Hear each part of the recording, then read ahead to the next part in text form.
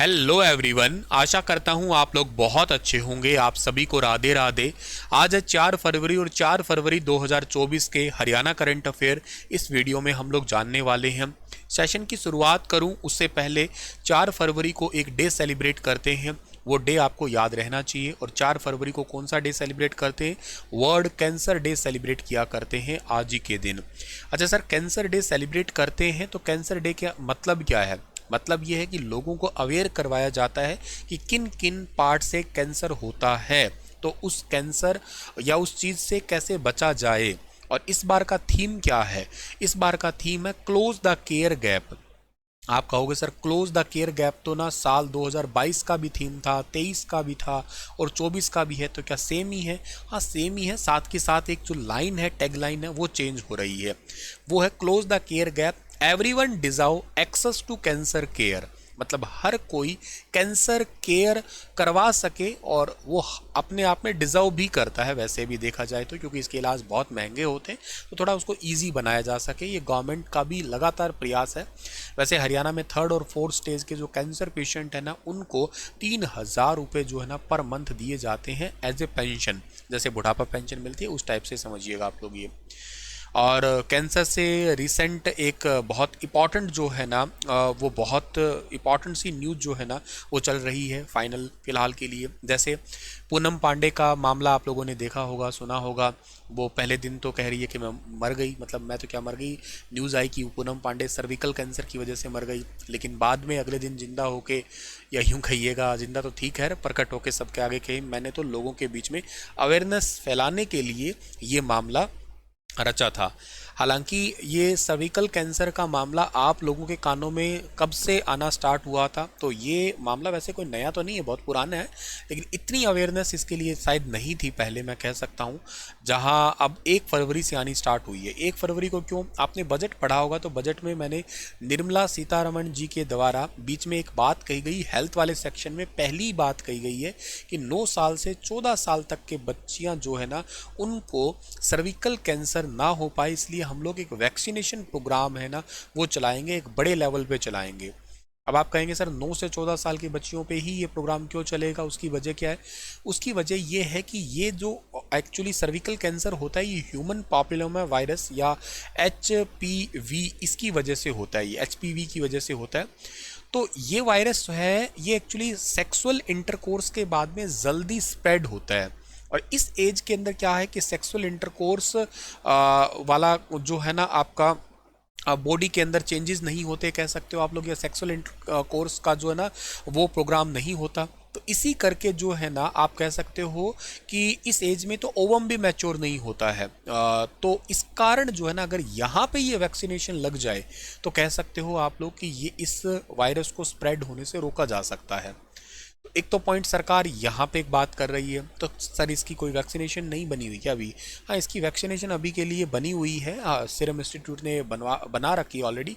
4 type की कोरोवैक्स करके ऐसे वैक्सीन तैयार कर रखी है। उन्होंने भी कोरोना की वैक्सीन बनाने में भी बहुत हेल्प की थी, लेकिन उतनी अवेयरनेस नहीं है जितना गवर्नमेंट ने आंकड़ा दिया है। गवर्नमेंट ने आंकड़ा दिया है कि 1,25,000 लगभग सालाना, इससे भी ज़्यादा सालाना केस आते हैं। और इसमें डेथ आंकड़ा बहुत है, 75,000 से ज़्यादा महिलाएं जो है ना उनकी डेथ हो जाती है। मैंने इस पर सेपरेट वीडियो बनाया था, और अब मैं फिर आपको एक बार अवेयर कर रहा हूँ इसके लिए। देखो ऐसा है बच्चा, एक बात है कि जब ये वाला कैंसर का पार्ट की बात करते हैं, देखो महिलाओं में सबसे ज़्यादा कैंसर होता है, एक तो ब्रेस्ट का कैंसर होता है, एक होता है ये सर्विक्स वाला कैंसर है, या सर्विकल कैंसर इसको कहते हैं।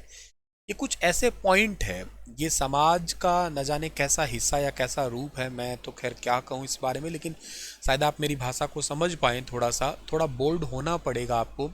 एक तो पीरियड्स के बारे में बहुत ज़्यादा बात नहीं कर पाते हैं लोग, हालांकि इसके लिए अभियान चला हुआ है। सुनील जागलान जी ने, जो हरियाणा के जींद के बीबीपुर गांव के हैं, सेल्फी विद डॉटर के साथ में पीरियड चार्ट का एक अभियान चला रखा है उन्होंने, और बहुत ही अच्छा इनिशिएटिव जो मुझे लगता है। के साथ साथ जो है ना अभी ये 2 चीज़ें और है, जैसे सर्विकल कैंसर वाला। अब एक्चुअली क्या है कि एक वाइट डिस्चार्ज से रिलेटेड इसमें बात आती है, बहुत जो इम्पॉर्टेंट है, और इसके रिगार्डिंग बात करने में थोड़ी हिचकिचाहट समझते हैं लोग। लेकिन आप इस चीज़ को थोड़ा ना पॉजिटिव वे में लीजिएगा। डिजीज़ कोई भी हो सकती है, चेंजेस हार्मोन चेंज हो सकते हैं बॉडी में।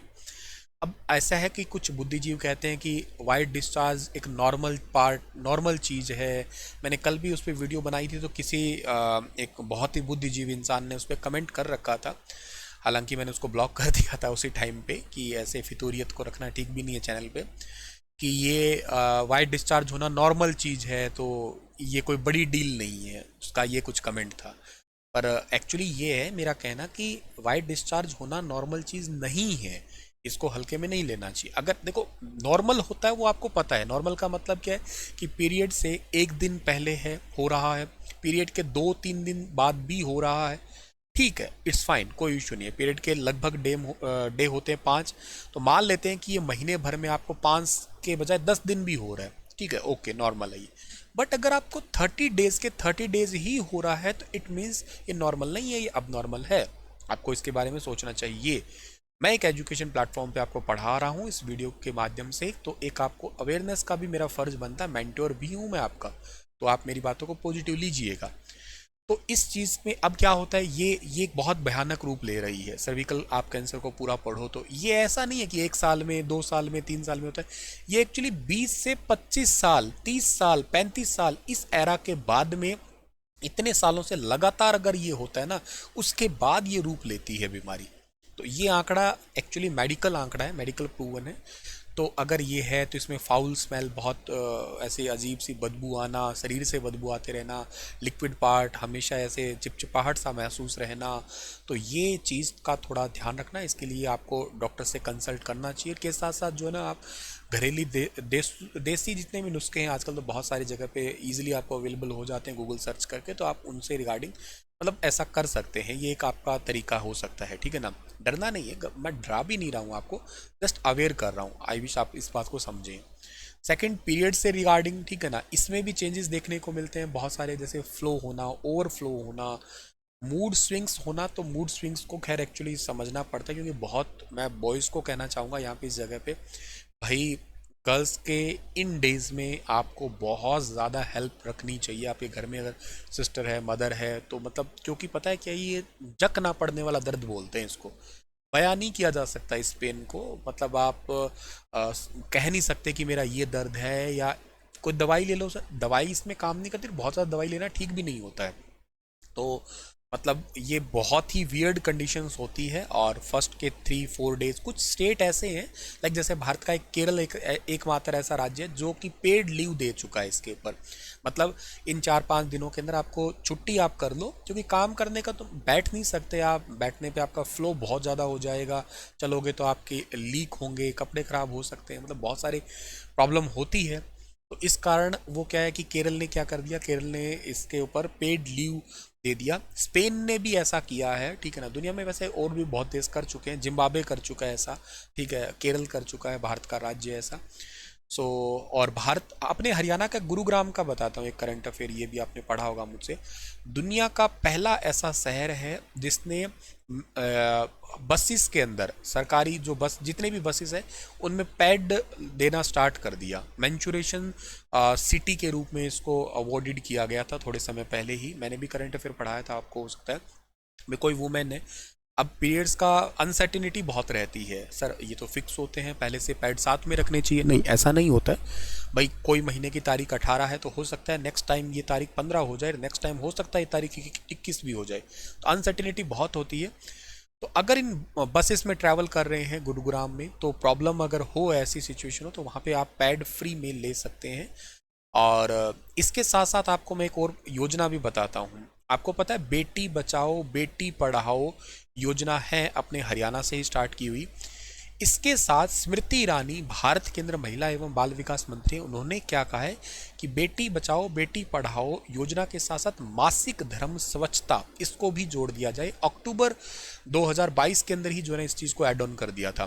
क्यों ऐसा किया गया, क्योंकि भारत में आज भी 79% वुमेन, आप सुन के चौंक जाएंगे, 79% वुमेन, हालांकि आंकड़ा 2020 का है, वर्ल्ड बैंक का एक सर्वे का है, लेकिन है भी तो 4 साल पुराना ही है, पर है तो सही आंकड़ा। इतनी परसेंटेज वुमेन जो है ना वो पैड का यूज़ नहीं करती है। मतलब आज भी वो सैनिटरी नैपकिन पैड यूज़ करती नहीं है, कुछों को तो आता भी नहीं है करना, यूज़ करना, अवेयरनेस नहीं है ना। तो आज भी वो गंदे कपड़े का, पत्तों का, आदिवासी वुमेन है पत्तों का यूज़ करती है, तो उसकी वजह से देखो कितना ज़्यादा इन्फेक्शन सर्विक्स एरिया में हो सकता है। इस कारण ये अवेयरनेस की ज़रूरत है एक्चुअली, ठीक है ना। तो स्कूलों में चाहिए, जैसे अब छोटी बच्चियां हैं, जब उनके मेंस साइकिल आने स्टार्ट होते हैं उनसे पहले उनको पैड कैसे यूज़ करना चाहिए, क्या है। पहली पहली बार जिनके साइकिल्स आते हैं तो रोने लग जाती है कि ऐसे ब्लीडिंग क्या हो गया, क्या है ये। तो इतने सारे हार्मोनल चेंजेस होते हैं। खैर आप अपने लेवल पे इस पे थोड़ा काम करिएगा, थोड़ा मतलब बोल्ड रहिएगा, इसे शरमाइए मत, घबराइए मत, ऐसे मतलब कुछ नहीं है कि पता नहीं क्या ही टॉपिक पे बात करने लग गए। थोड़ा समझिएगा, आई विश आप मेरी बात को समझेंगे।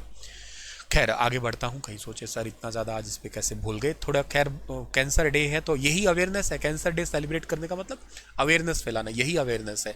बॉडी में कहीं मतलब अनसर्टेनिटी होना, पसीना बहुत ज़्यादा आना, स्वेलिंग रहना ये सारे पार्ट जो है ना ये हैं आपके। और एक और मेरा गर्ल्स को कहना है कि डियर आप ना नेल पेंट यूज़ करते हैं ना, उसमें कार्सिनोजन एलिमेंट होते हैं, चलो यूज़ करें, कोई इशू नहीं है भाई, आप सजे सवरे, आपको भगवान सजने संवरने के दिन दे, लेकिन आप इसे हर टाइम यूज़ मत रखें। जैसे मतलब आपको किसी पार्टी फंक्शन में है, बाकी टाइम पे से आप रिमूवर आते हैं तो रिमूव कर लीजिएगा, ठीक है।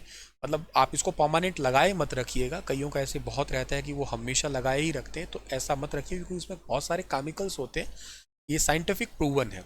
आप शादी फंक्शन में ठीक है यूज़ करिए, कोई इशू नहीं है, उसके बाद आप इसको रिमूव कर लीजिएगा, जब आपको चाहिए तब लगाइए, अदरवाइज रिमूव कर दीजिएगा, ठीक है। तो एक नसीहत ये भी मान के चलिएगा। एनीवे आगे बढ़ते हैं हम लोग। एनडीटी के लिए सार्थक बैच है, आप इसे अवेल कर सकते हैं, और के अलावा आप लोग इसके लिए जानकारी चाहिए तो आप मुझे व्हाट्सएप पे मैसेज डाल सकते हैं। किस जिले की केंद्रीय यूनिवर्सिटी और के साथ आईसीएसआई में हाल ही में समझौता हुआ है? तो हरियाणा के अंदर एक ही सेंट्रल यूनिवर्सिटी है जो कि महेंद्रगढ़ के अंदर है, साल 2009 के अंदर सेटअप हुई थी, ठीक है। हाल ही में 9 इनक्रेडिबल ईयर का हरियाणा गवर्नमेंट नामक किताब का विमोचन किया है। ये किसने किया है? ये भारत के उपराष्ट्रपति जी ने किया है, एक किताब, ठीक है ना, जिसका नाम है 9 इनक्रेडिबल ईयर। एक्चुअली लगातार 9 साल पूरे हो चुके हैं गवर्नमेंट के, और 10वां साल इवन मतलब चल रहा है बीजेपी सरकार का, तो उसी पे ही ये किताब है, release ceremony of book titled, ठीक है, हरियाणा गवर्नमेंट। ये किताब मैं भी इसको परचेज़ करूँगा जहाँ से मुझे मिल पाई, क्योंकि इसमें बहुत सारी स्कीम्स मिलने की पॉसिबिलिटी है। अगर आप में से किसी को मिलती है तो मुझे ज़रूर आप लोग प्रोवाइड करवा देना, मैं आपको पढ़ा दूंगा, क्योंकि इसमें से बहुत सारी चीज़ें होंगी जो हमारे in future exam perspective important हो सकती है वो। और हमारे भारत के उपराष्ट्रपति जगदीप धनखड़ जी जो है ना, ये अभी रिसेंटली हमारा जो मेला चल रहा है ना सूरज कुंड का, उसके अंदर आए थे, तो वहाँ पे इस किताब का विमोचन किया गया है। ये मेले के अंदर मैं रिवाइज कराऊँ तो तंजानिया इस बार पार्टनर नेशन है, गुजरात पार्टनर स्टेट है। भारत के उपराष्ट्रपति जी ने इस मेले का उद्घाटन किया था। हरियाणा राज्य में अंत्योदय आहार योजना के तहत कुल कितनी मजदूर कैंटीन शुरू की जा चुकी है? तो अंत्योदय आहार योजना, इसमें दो सवाल है।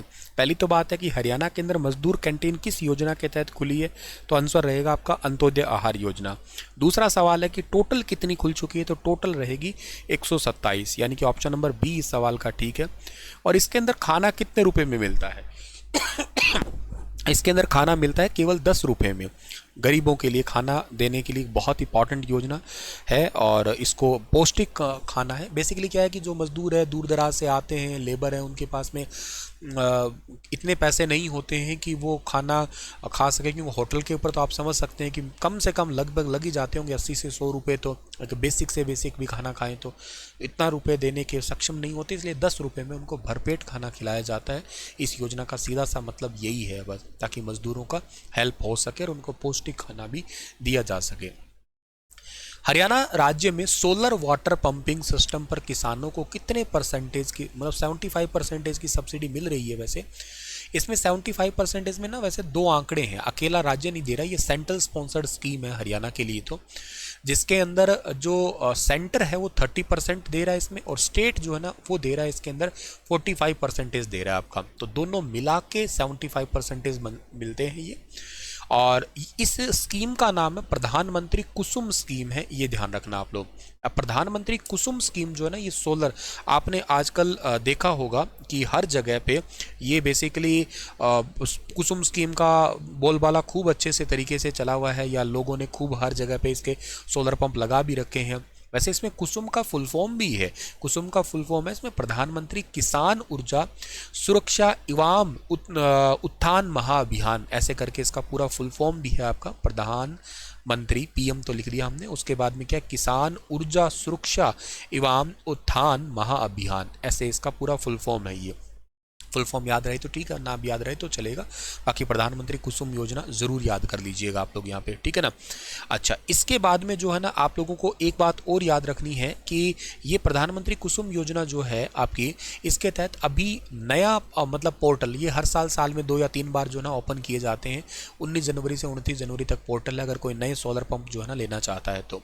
वैसे ये योजना काफ़ी पुरानी है, 2019 की स्टार्ट की गई योजना है। फरवरी 2019 में इस योजना को पहली बार स्टार्ट जो है ना वो किया गया था, और अब साल में 2-3 फेज इसके चलते रहते हैं। इसके तहत 3 हॉर्स पावर से 10 हॉर्स पावर के सोलर वाटर पंपिंग सिस्टम दिए जाते हैं, और ये ज़मीनों पे ही दिए जाते हैं, मतलब ऐसे जिसके गांव में खेत में ज़मीन होती है उन्हीं के आधार पे।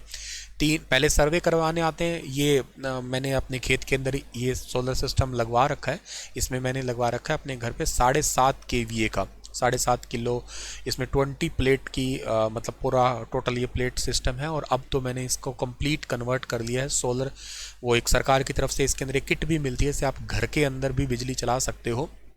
तो अब पूरा दिन, मतलब यूँ समझिएगा जैसे दिन उगेगा तो सीधा चेंज ओवर से चेंज करो, पूरा दिन घर पे सोलर एनर्जी से चलती है, और के साथ साथ अगर ट्यूबवेल चलाना है तो वो तो चला ही सकते हो वैसे तो। और इसमें क्या है कि क्यों ऐसा किया जा रहा है, वैसे ऐसा करने के पीछे है कि जैसे बिजली के आप लोग सोलर ग्रिड लगवा, जैसे सोलर ग्रिड नहीं लगवाते तो लोग बिजली के कनेक्शन लेते हैं, तो सरकार को बिजली कनेक्शन कम देने पड़ेंगे, हर जगह सोलर पंप ही लग जाएंगे, और बिजली तो बचेगी इससे, एफिशिएंट भी हो जाएगा बहुत अच्छे तरीके से, और एनवायरनमेंट फ्रेंडली तो अपने आप में है ही है आपका, है ना। चलिए, अच्छा, प्रधानमंत्री कुसुम योजना जैसे कि मैंने कहा साल 2019 में स्टार्ट की गई थी। उद्देश्य यही है कि सौर संसाधन का इस्तेमाल ज़्यादा से ज़्यादा हो सके, और प्रधानमंत्री कुसुम का टारगेट है 31 मार्च 2026 तक 30.8 गीगावाट सोलर एनर्जी को हासिल करना। हाल ही में हरियाणा पंजाब हाईकोर्ट के कार्यवाहक चीफ जस्टिस कौन बने हैं? One of the most important question, exam perspective भी इंपॉर्टेंट है। अब तक थी रितु बहारी, लेकिन अब बने हैं Gurmeet Singh Sangwalia. Option number B सवाल का ठीक है। गुरमीत सिंह संगवालिया को पंजाब और हरियाणा हाईकोर्ट का कार्यवाहक मुख्य न्यायाधीश बनाया है। इससे पहले पंजाब और हरियाणा हाईकोर्ट की वरिष्ठतम जज जस्टिस रितु बहारी कार्यवाहक मुख्य न्यायाधीश का पद संभाल रही थी।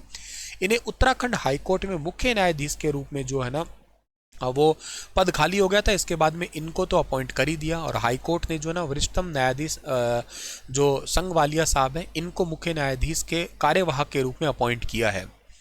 अच्छा, संगवालिया एक कानूनी परिवार से ही है। इनके पिता 1978 से 1983 तक पंजाब एवं हरियाणा हाईकोर्ट और 83 से 87 तक पटना हाईकोर्ट के मुख्य न्यायाधीश रह चुके हैं। 1 नवंबर 1965 को जन्मे सुरजीत सिंह संगवालिया, एसएस संगवालिया ने 1986, ये हरियाणा के राज्यपाल भी रह चुके हैं, 6वें राज्यपाल, और 86 में डीएवी कॉलेज चंडीगढ़ से बीए ऑनर्स किया था, और 1989 में पंजाब यूनिवर्सिटी चंडीगढ़ में एलएलबी किया था। ये सवाल इंपॉर्टेंट है, एचटेट में बहुत सारे सवाल पूछे गए थे राज्यपाल से रिलेटेड। पंजाब और हरियाणा बार काउंसिल में वकील रहे हैं, और उसके बाद में पंजाब हरियाणा में बार वकील भी रह चुके हैं। क्या आपको याद है पंजाब और हरियाणा हाईकोर्ट के परमानेंट जज कौन अपॉइंट किए गए हैं? चलो बताना कमेंट में, मैंने पहले पढ़ाया था आपको ये, हालांकि अभी तक कार्यवाहक चल रहे हैं तो कार्यवाहक का नाम मैंने बता दिया। सेशन आज का इतना ही था। हंसते रहना, मुस्कुराते रहना। सर्वश्रेष्ठ भूजल सहेली सम्मान किसे मिला है तो बताना आप लोग मुझे इसके बारे में कमेंट में। हंसते मुस्कुराते रहना, अपना ख्याल रखना, अपनों का ख्याल रहना, मस्त सोच के साथ में रहना, ऊंची सोच के साथ में रहना, ठीक है ना। घबराहट में नहीं रहना, रूढ़िवादी सोच से थोड़ा सा बदल के रहना, ठीक है ना। चलिए, थैंक यू सो मच, अपना ख्याल रख लेना जी।